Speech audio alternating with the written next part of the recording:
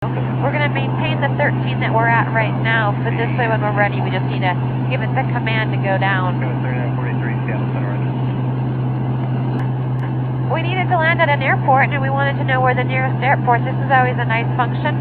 We're just going to take our large knob and go over to the nearest page group, and then here's our nearest airport here.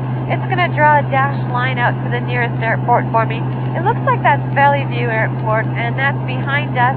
And our distance from that is 23 nautical miles, and we want to turn to a heading of 306. That would be the bearing to the station. Always great information to have right at your fingertips.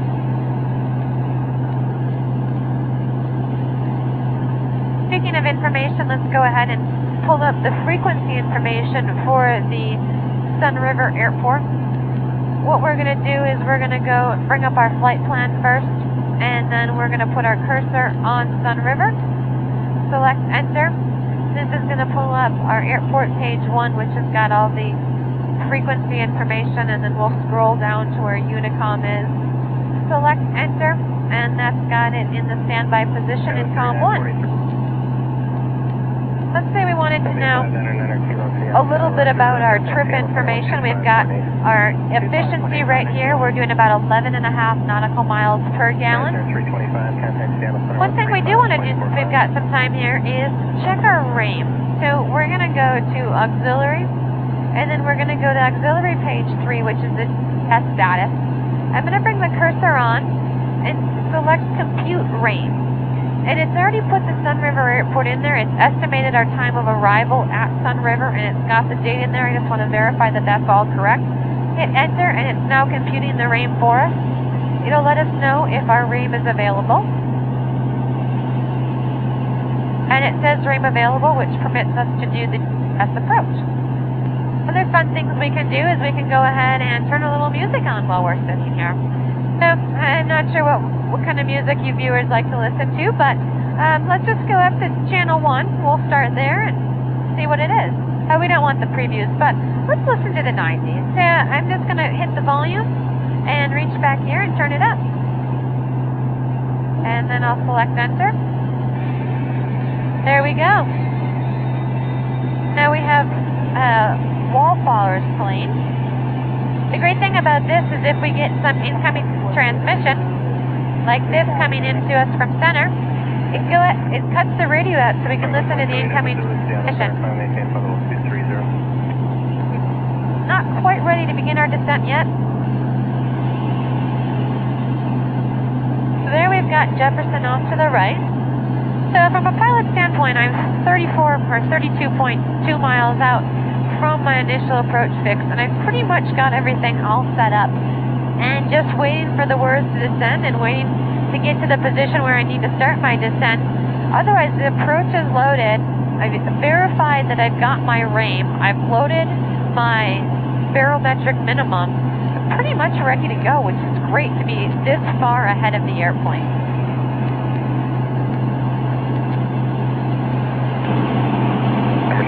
Tango, just going to maintain 9,000. The Remit altimeter is 3004. 3004 and down to 9,000. 7 Sierra Tango. So 9,000, and what we're going to do is we're going to select the vertical speed for our descent.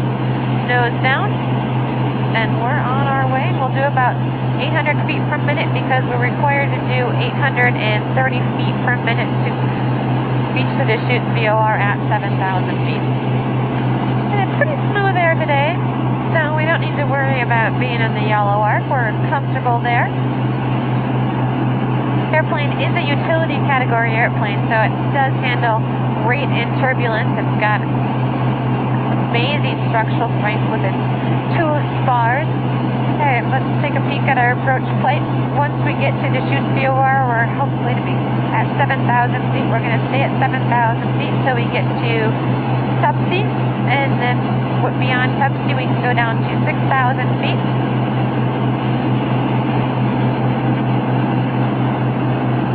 We've got our frequencies are loaded.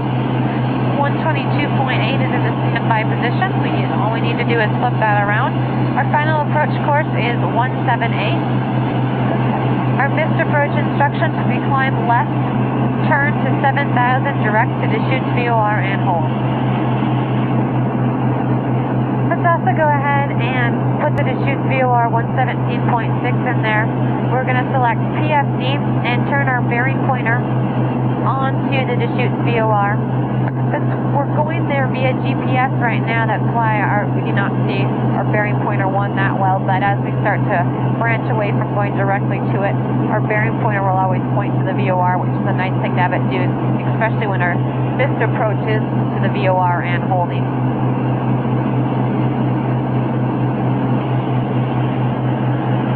Okay, we'll take a peek at our system and engine pages. Check that everything is looking acceptable, which it is. All of our temperatures, our cylinder head temperatures are nice and cool, and our PITs are in their proper indications. This is also the page. We've got the built-in oxygen system. This is also where we would turn our built-in oxygen on. The oxygen then would be first coming out overhead either to the cannula or mouth. Well, we've got a second here. I just want to show you backup or reversionary mode. 8,000, 70 Tango. Okay, bringing it down to 8,000.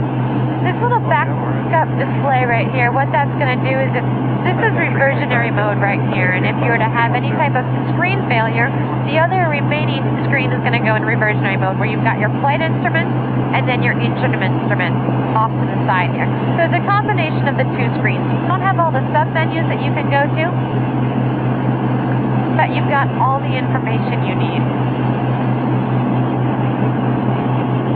We're going to go ahead and back just a little bit of power off now. Bring it back to about 25 inches. As we start to descend down, we're still 8 miles out from the Deschutes VOR.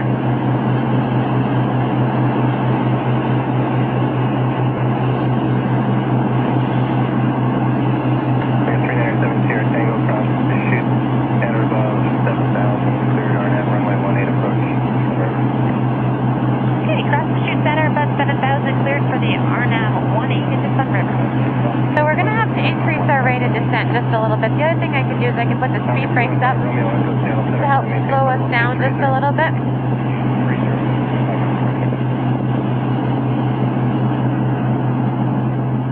Okay, so let's go ahead. We are cleared for the approach. So activate approach. We're going to go ahead and do that. Our approach has been activated. Here's that barometric minimum that's going to remind us of our decision height and the altitude. And now we're starting our turn at 180. And we're also going to back our power back to about 18 inches.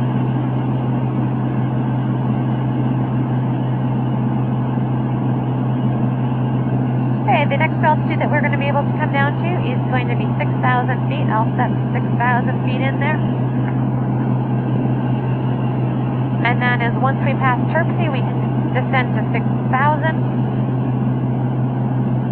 And then at Peasky is when we can begin, that's the final approach fix, when we begin our descent down to our minimum descent altitude.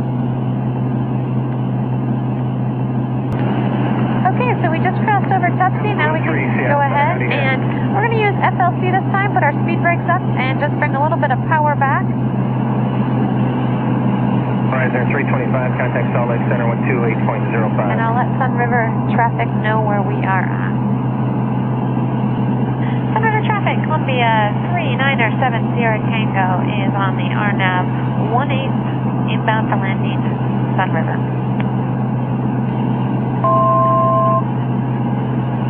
And there's 6,000. And it is a rather bumpy day here on the other side of the mountain. Okay, in a half a mile we can start our descent. Okay, so there's Peasky, our final approach fix, mixture prop. Throttle we're going to reduce, speed brakes are going to come up. I'll hit FLC to bring us down to our altitude that's been pre-selected and reduce power. We're also going to go ahead and put those takeoff flaps in. We're going to descend at an airspeed of about 115. Sun River traffic, Columbia 3907 Sierra Tango is on the RNAV 18, about a 4-mile final, straight in 18, Sun River. And here's our terrain information.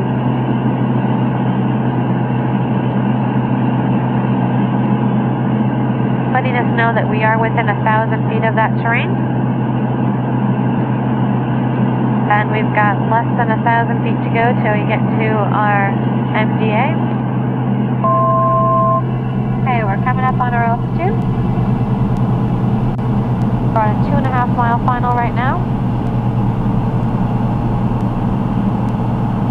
So it's captured 4,800. Now what I can do is I can use the control wheel steering to take it down to 4760. There's our minimums right there. And now we continue flying, look outside. I've got the airport in sight. I'll go ahead and disengage the autopilot and take it on in the rest of the way. Other thing I'll do is check my airspeed. It checks. I'll go ahead and put full flaps in.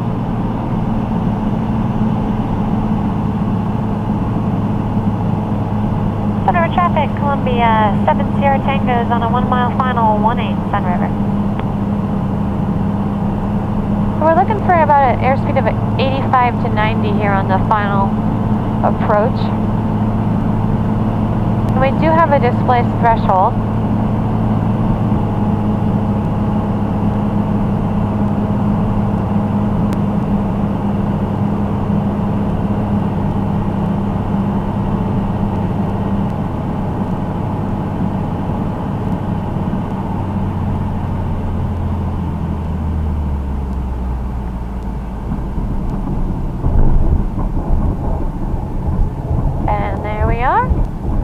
Start to apply just a little bit of brakes. Start slowing down. And we'll take the next taxiway to the right. And welcome to Sun River. And you know what? Since there's a little bit of snow on this taxiway, I'm actually just going to turn around and back taxi, and I'll state that I'm back taxiing. First, bring our flaps up, speed brakes coming down. Sun River traffic, Columbia 7 Sierra Tango, back taxiing to runway 18, Sun River. Great thing about the Columbia is you can fly into large airports like Portland because you can keep your speed up and you can approach at 150, or you can come into something small and relaxing and enjoyable like Sun River, where you can land on a 2,500 foot strip and approach at 85 to 90 knots and kind of take the slower pace of life. And now finally, the last leg of the flight is back to bend. Okay, we're just kind of doing a couple final things, getting our frequencies set up to go into bend. So let's put 123 nothing in there. And then let's also go ahead and load the AWOS of 134, 425. And make that active. There we go. We've got our flight plan from Sun River to Bend loaded, and I'm going to get rid of the terrain information so it's not so distracting. Pretty much ready to go. Let's just get our flaps set in the takeoff position. Our backup boost pump is armed, our landing light is on, door seals are engaged. And this time we're going to set our flight director. We've got 5,500 set for our climb back to Bend. It's a short 16.7 nautical miles away, so shouldn't take us too long to get there. We'll do vertical speed and heading and sync the heading bug up on the runway. And let's bring our vertical speed up to 1,200 feet per minute. Check to see that we're clear of traffic. Do not hear anybody. And we're ready to take the runway. Sun River traffic, Columbia 3907 Sierra Tango departing at runway 18. It'll be a northeastbound departure, Sun River. Okay, runway is clear. Heading bug sync. Get on the floor, and here we go. 397 Sierra Tango, downwind 18, departing to the northeast, Sun River. So 200 feet to go to our altitude, and we'll engage the autopilot. Autopilot is engaged.